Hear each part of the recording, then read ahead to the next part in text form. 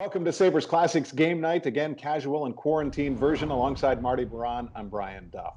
Marty, normally we set the stage for a singular game, but this farewell to the odd, Buffalo and Hartford to close out the 95-96 season is not really about one game. We're talking about 1,096 regular season and playoff games played at the odd. Yeah, that is 1,000+ games in that little building, right? Because it wasn't huge. The ice surface was tiny.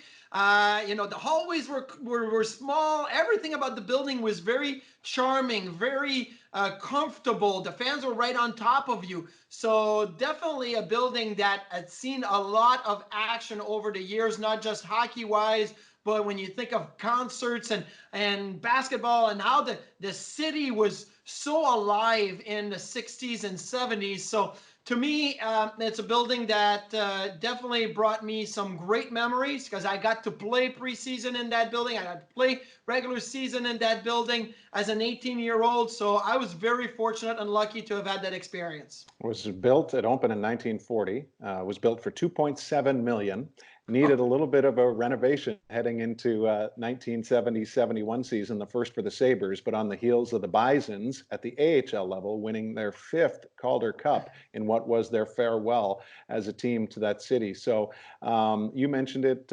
concerts, the Braves, the Bandits, obviously, Yeah. when indoor lacrosse was, getting mainstream exposure. I mean, the Bandits and the buzz in that building in the 90s was absolutely sensational. If there's one thing you could go back in time and relive in the odd, what would it be?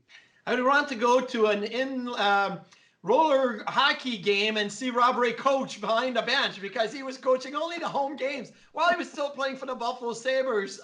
No, that would not be that. But if there was one, obviously I'd want to go back to the very first Buffalo Sabres game in that building, hosting the Montreal Canadiens. It was, new in the NHL. As you pointed out, the Bisons, which are still a part of the community and the history of this city. We see Bison's jerseys and t-shirts and hats at KeyBank Center all the time. Their history and their love affair with the city is definitely on display. So after winning that Calder Cup in 70, switching over to the Sabres for the 70-71 regular season, I think I would love to go back to that first year, suits and hats and, business attire for games. That had to be something very unique. It won't surprise you that I would like to go back to Zeppelin's first appearance there in the Oh, early 70s. So, anyway, let's keep it on the hockey theme and make it a little more personal for you from the standpoint of your first memory at the odd. well, going to my very first training camp in the fall, late summer, early fall of 1995. We were out at Saberland for most of the practices, but we got to play preseason action at the Memorial Auditorium, knowing it was going to be the last year. The fans were always coming in full force, even for preseason games. So I remember playing against the St. Louis Blues in preseason and going into the locker room for the first time. I sat in my stall, and there's this circular staircase in the middle of the room. And I'm like, where is this going to? Like, if I go up there, will you ever find me again? Because I don't know where this led to. And the guys are like, no, don't worry. It's the lounge, TV, the couches, and the weight room up there. So you're getting dressed before the game, and the players are coming down the stairs, coming back from stretching and warming up. So that was very unique. The fact that there was that circular staircase in the locker room. Another thing was the way the boards were. They were not straight along the side. They were in, out, because they took such physical abuse over the years from the booming body check and the heaviness of the game. So you'd see the glass was leaning forwards and away from the fans. So there was definitely some cool things about the building that realized very quickly this was a very unique building. Anything about the building that you had forgotten about as we aired our first Sabres Classic last night, reliving the Devils and Sabres 4 overtime thriller from the playoffs of 94? Well, many things that I had forgotten about the building. Number one, the advertisement on the boards, right? You look back at some of those advertisements, Blockbuster Video, where did that go? you know, but Well, it's funny you say that because that not Wayne Huizenga? I don't know if it was Wayne Huizenga or not, but I know Bill Whipper basically said, I pointed out Marine Midland, Blockbuster, and I don't remember the other one. And he said, well, Marine Midland is now Quebec and Blockbuster is Netflix. So basically we're moving to the, 21st century. But another thing that I had forgotten about the building was how both teams came out of the same end. You don't see that in today's game. Teams are on opposite side of the building. They don't ever get to see each other in between periods or even be in the same vicinity.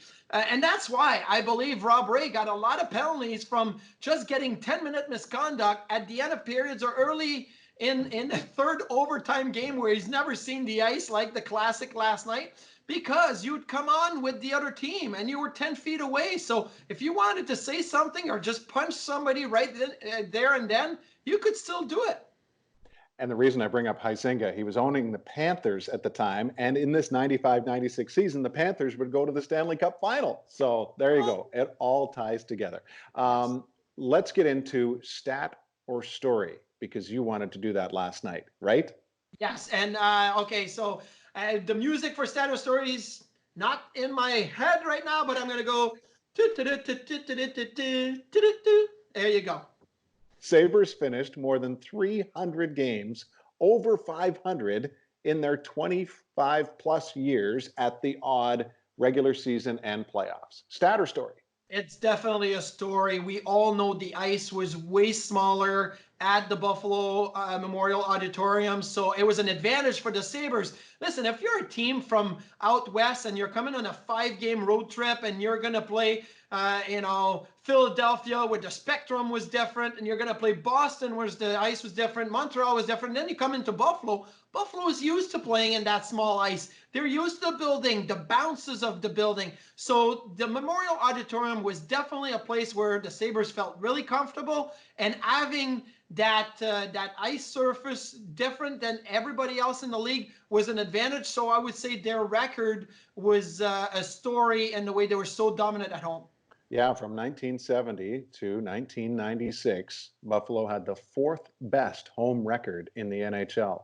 Can you guess the 3 teams ahead of them? I think I may have mentioned the 3 teams. If I think of good, tough, hard places to play, Montreal, the Forum was tough, so I would think Montreal Canadiens in there. Yep. Boston, the Garden was a small ice, so obviously an advantage to Boston. So are the Bruins there too? Yep. Okay, and why not the Broad Street Bullies, because they were so dominant of their time? Those are the 3 indeed. Oh. And, incredibly, as we speak of the odd, and Buffalo being the 4th best over that time, they were also 5th best in the NHL on the road over that period of time. There was great consistency in those Sabres teams. All right, Rob Ray, Brad May, Matthew Barnaby, they combined for over 900 penalty minutes in the 95-96 season, which was ultimately a farewell to the odd. Is that a stat or story? That is a story, because the Sabres didn't have to build their team with really fast, long skating players, although guys like Gilbert Perreault were that had that speed. But because the ice was so small, you wanted grit, you wanted toughness, you wanted teams to come in and know that it was going to be a tough night at the auditorium. So obviously, Rob Ray, Matt Barnaby, and Brad May were the toughest of the group. But over the years, you had some really tough guys with Playfair, Schoenfeld, Korab. Every Sabres team was tough. So I do believe that this is a story. Now, 900 penalty minutes between the 3 of them is a lot. So maybe there's a part of that is a stat. But the fact that the teams were built to have that toughness within them is definitely a story. Safe to say you'll see some of that on display in our Sabres Classic tonight in the farewell to the odd. Buffalo and Hartford not in the best of moods to close out the 95-96 season. All right, now 2 goalies appeared in games for the Sabres at the odd and did not win. Darren Elliott and Martin Biron. So is this a stat or a story? And by the way, both would become analysts. Yeah, that is a stat. Listen, if I had the chance to play more games at the odd, I would have definitely have won more. I would have had to, I played one game at the Odd that year. It was against the Ottawa Senators on December 27th, 1995. I never got a chance to play in that building again. So I lost that game. That was given a chance to redeem myself. So that's why it's a stat. And it would have been a story if I had played there for 10 years. The story was who was the winning goalie the night you lost. Yeah, he likes to pat his back and, have his suspenders on when he says that. It's current assistant and goalie coach of the Buffalo Sabres, Mike Bales, who played for the Ottawa Senators in 95-96, ended up playing with Belzy a couple of years later in Rochester, and now our paths cross again because of his role with the Buffalo Sabres. By the way, you are listed as a scratch on the game sheet for this farewell to the Odd. So that's a nice touch as well. What are you doing? I'm gonna have to go back and make sure I get paid for that game. If I was a scratch, it means I would have been on the roster. What are you doing during the course of our Sabres Classic rebroadcast on MSG tonight? Very much like last night, I'll be active on social media, especially Twitter. You did a great job last night as well, Duffer. So it was fun engaging with the fans, talk about the game, the difference in the games in 1994 to what we're seeing it now in 2020. And this game was in 1996, so it's only 2 years later, but you'll be able to see a much different Jason Daw or Derek Plant or Richard Schmelik. Alexei Zitnik was on the team. He wasn't there in 94. So there's different things that we can definitely point out. I don't remember if they all played that game because there was a lot of injury at the end of the season. So, but I am going to be analyzing some of the plays, commenting on what I see out there. Maybe pay attention to the music played in the building as well. So we'll have fun with that. Cherish the memories. And obviously, Pat LaFontaine, someone who produced at a points per game clip, unlike any other Sabre at the Odd, plays a prominent role in this one. Marty, thanks as always, folks. Enjoy the game at Sabres Classic on MSG tonight at 8.